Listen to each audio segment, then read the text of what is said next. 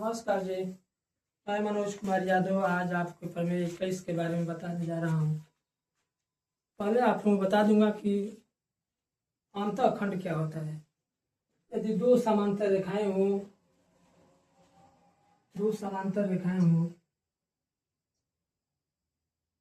L और M और कोई तीसरी तिर्यक रेखा पी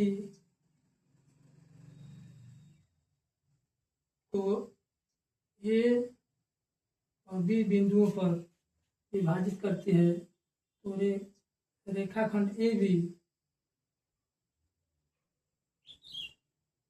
रेखा पी का अंतःखंड कहलाता है। जो भी ए बी जो रेखा का भाग होगा रेखा पी का तो रेखाखंड कहलाता है, अंतःखंड कहलाता है। अब प्रमेय 21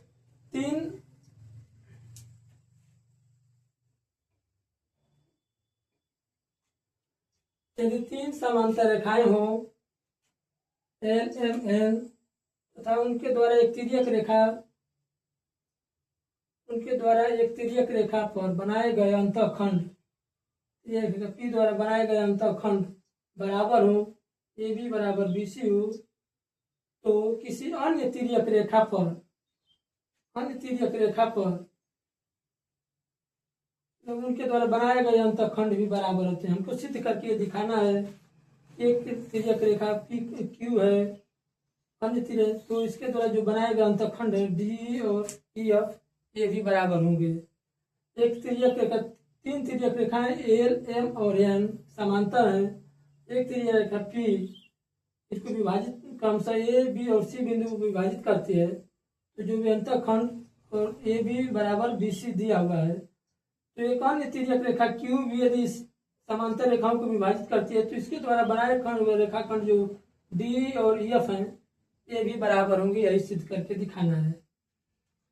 प्रूफ ज्ञात है। तीन शाखाएं एल एम तथा एल इस प्रकार है कि एल पैरेलल है एम के और एम पैरेलल है एन के। तिर्यक रेखा पी और क्यू इन्हें क्रमशः ए बी सी तथा डी ई एफ पर काट रही है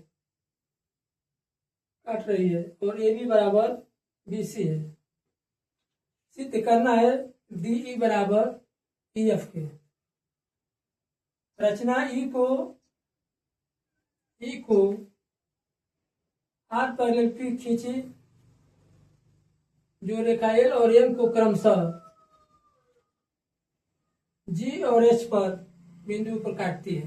जी और एच बिंदु पर काटती है जो पी के पैरेलल आर एक हमने रेखा खींचा जो बिंदु हो ए से होकर के जाती है और जो एल और एम को जी और एच बिंदु पर काटती है। रचना कर दें। रचना किया गया है। उत्पत्ति एल समांतर है एम के ज्ञात है पहले से ही और पी समांतर है आर के रचना से खींचा गया है। इसलिए क्योंकि ये पहले से ही समांतर दिया हुआ है एल और एम पहले से समांतर दिया हुआ है ज्ञात है और पी के समांतर आर हमने एक तिर्यक रेखा खींचा है। इसलिए ए बी ई जी एक समांतर चतुर्भुज है। समांतर चतुर्भुज ए बी के समूह भुजाओं के युग्म समांतर है क्योंकि इसके समांतर रचना किया गया था और ये पहले से दिया हुआ है। इसलिए ए बी ई जी एक समांतर चतुर्भुज हुआ क्योंकि इसके समांतर चतुर्भुज इसलिए कि इसके सम्मुख युग्म जो है सम्मुख भुजाओं का युग्म जो है परस्पर समांतर है इसलिए एक समांतर चतुर्भुज हुआ। इसलिए ए बी बराबर जी होगा। ए बी बराबर जी होगा।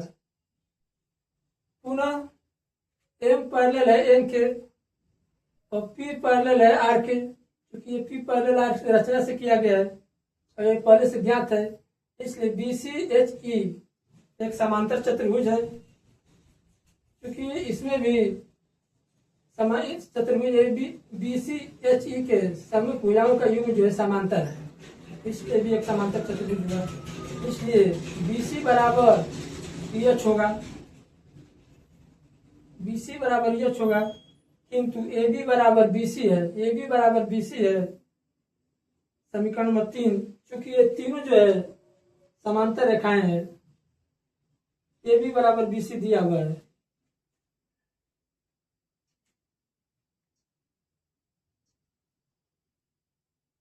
और जी बराबर ई एच, जी बराबर ई एच है। क्योंकि ये तो दिया हुआ है, पहले से ही दिया हुआ है कि अंतःखंड बराबर है, ए बी बराबर बी सी दिया हुआ है, और ये हमने सिद्ध करके दिखा दिया कि समांतर है, तो जी बराबर भी एच ही होगा, क्योंकि समांतर चतुर्भुज के समयुग युग्म जो होते हैं बराबर होते हैं, इसलिए बी सी बराबर एच ही दिखाया गया है। समीकरण 1, 2 तथा 3 से जी बराबर ई एच होगा। त्रिभुज डीबीजी,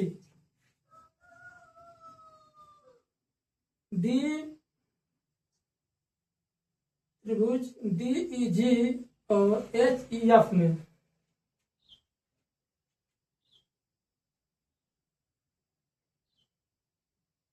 डीजीई तथा ईएचएफ में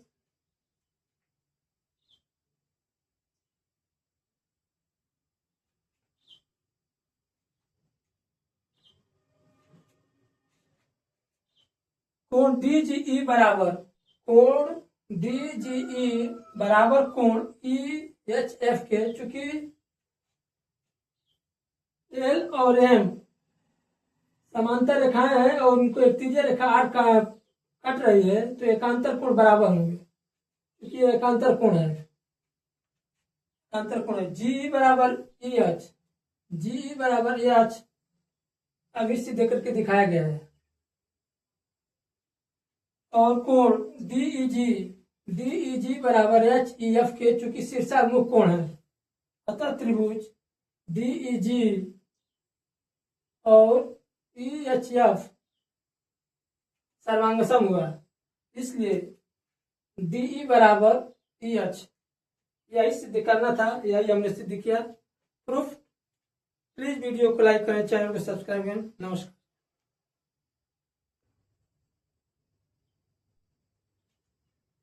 डी बराबर ई एफ। नमस्कार जी, मैं प्रश्नावली 9 ग के बारे में बताने जा रहा हूँ।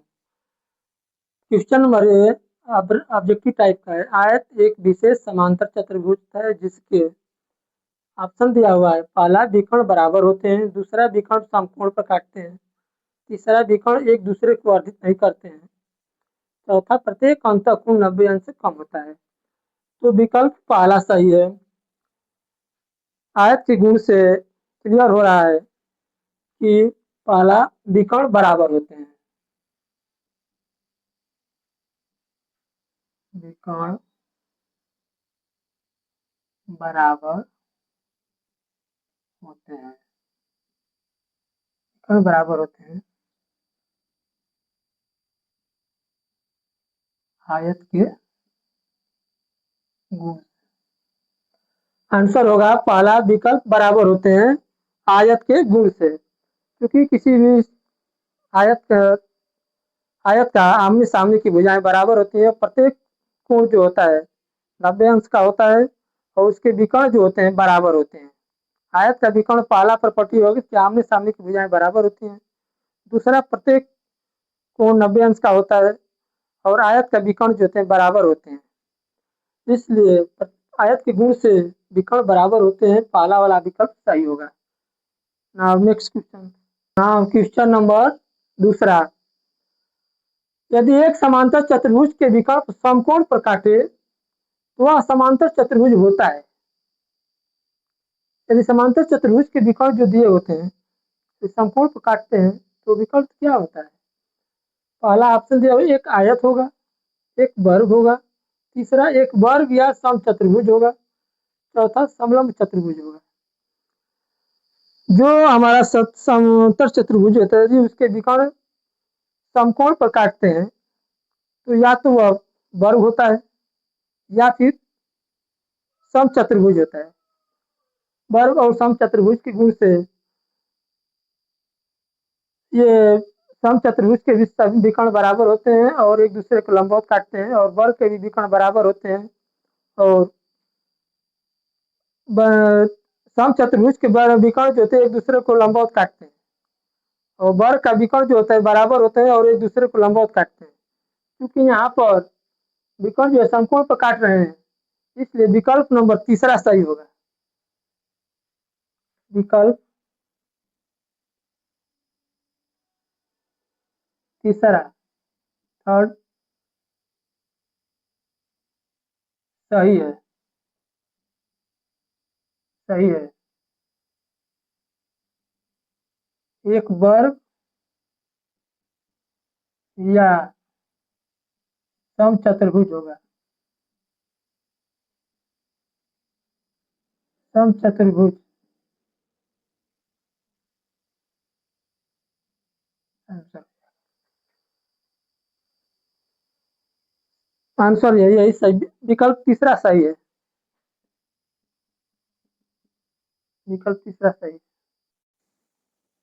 क्वेश्चन नंबर थर्ड, चित्र 9.34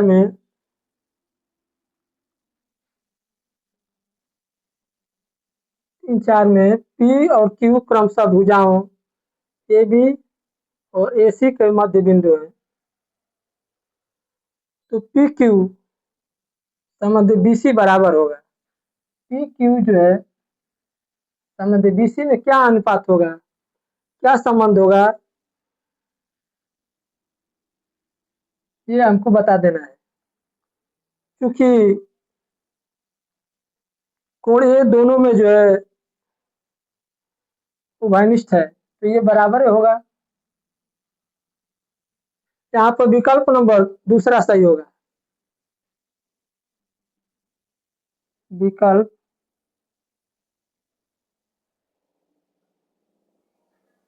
विकल्प दूसरा सही है। एक संबंध दो सही है।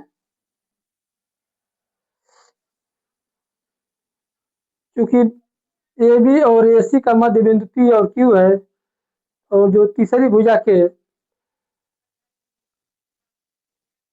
समांतर है, तो तीसरी भुजा के आधी होती है, इसलिए पी क्यू जो होता है बी सी की आधी होगी। मतलब पी क्यू बराबर होगा 1/2 बी सी के, इसलिए पी क्यू अपन इधर गुणा में है, इधर आकर के भाज होगा, यहाँ बी सी बराबर 1/2। तो इसको लिख सकते हैं पी क्यू समानुपात बी सी बराबर 1/2 के, इसलिए बी पी क्यू जो है विकल्प दूसरा सही होगा, आंसर हो जाएगा।